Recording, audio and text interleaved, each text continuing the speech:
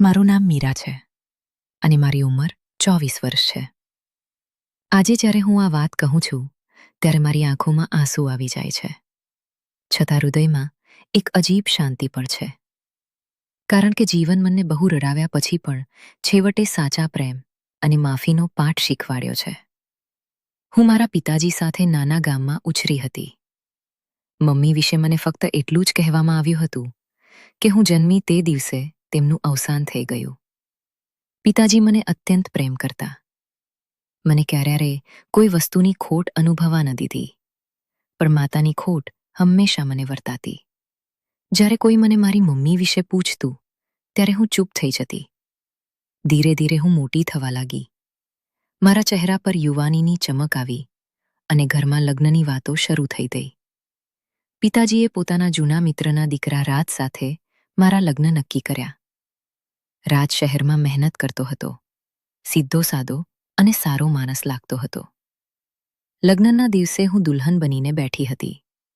મહેંદીની સુગંધ, ઢોલકના અવાજ અને સપનાઓથી ભરેલી આંખો. જ્યારે ફેરા લેતી વખતે મેં પહેલીવાર રાજને બરાબર જોયો ત્યારે તેની નરમ આંખોમાં મને સલામતી દેખાઈ. લગ્ન પછી વિદાયની ઘડી આવી ત્યારે મારું હૃદય તૂટી રહ્યું હતું. પિતાજી મને એક તરફ લઈ ગયા અને ધીમા અવાજે કહ્યું, બેટા, આજે એક સત્ય કહેવું જરૂરી છે. તું મારી સગી દીકરી નથી. મારા પગ નીચેથી જમીન સરકી ગઈ.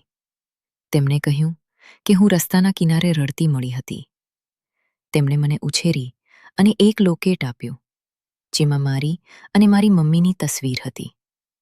હું તે લોકેટને છાતીએ વળગાડીને રડી પડી. પિતાજીએ કહ્યું, જે ઉછેરે છે તે જ પોતાના હોય છે. સાસરે પહોંચી ત્યારે મારી સાસુમાએ મને દીકરીની જેમ વહાલ કર્યું. રાજ પણ ખૂબ સારો હતો. 2 મહિના તો સપનાની જેમ વીત્યા. પછી રાજને કામ માટે બહાર જવું પડ્યું. ઘરમાં પૈસાની તંગી આવી. મકાન માલિક એક કઠોર માણસ હતો. તે ભાડું માગવા આવતો અને મને ગંદી નજરે જોતો. એક દિવસ તેણે સાસુમાજીસી સામે કહ્યું કે મને તેના હવાલે કરો તો બધું માફ. મારું લોહી થીજી ગયું. એક રાતે તે બીજા 2 માણસો સાથે આવ્યો. સાસુમાએ મને બારીમાંથી ભાગી જવાનું કહ્યું. મેં ના પાડી, પણ તેમણે મારા માથે હાથ ફેરવીને કહ્યું, જા બેટા, તારી મમ્મી તને આશીર્વાદ આપે છે. હું અંધારામાં ભાગી. પાછળથી ચીસો અને મારના અવાજ આવતા હતા. હું એક ઝાડ નીચે બેસીને રડતી રહી. ત્યાં એક વૃદ્ધ સ્ત્રીની ગાડી આવી. તેને મને પ્રેમથી પૂછ્યું અને મને પોતાને ઘરે લઈ જવાનું કહ્યું. મને વિશ્વાસ થયો અને હું તેની સાથે ગાડીમાં બેસી ગઈ. પણ તે જગ્યા નરક હતી. તે સ્ત્રીએ મને જબરદસ્તી અંદર લઈ જવા માંડી. મને લાલ જોડો પહેરાવવામાં આવ્યો. હું રડતી રહી, ભાગવાની કોશિશ કરતી રહી, પણ તેમણે મને મારી. ત્યાં વિમલા નામની છોકરી મને તૈયાર કરવા આવી. મેં તેને પગે પડીને વિનવી પણ તે પણ મજબૂર હતી. રાતે મને મોટા હોલમાં લઈ જવામાં આવી. ત્યાં માલકીન બેઠી હતી. જ્યારે મેં તેનો ચહેરો જોયો ત્યારે મારી દુનિયા અંધારી થઈ ગઈ. તે મારી મમ્મી હતી, જેની તસવીર મારા લોકેટમાં હતી. મેં લોકેટ ખોલીને તેને બતાવ્યું અને રડતા રડતા કહ્યું, મમ્મી, તમે જ છો ને? આખો હોલ સ્તબ્ધ થઈ ગયો. મમ્મીની આંખોમાં આંસુ આવી ગયા.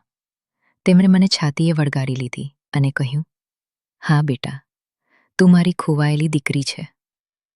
તેમણે પોતાની આખી કહાની કહી. કેવી રીતે તેમને ઘરમાંથી કાઢી મૂકવામાં આવ્યા હતા.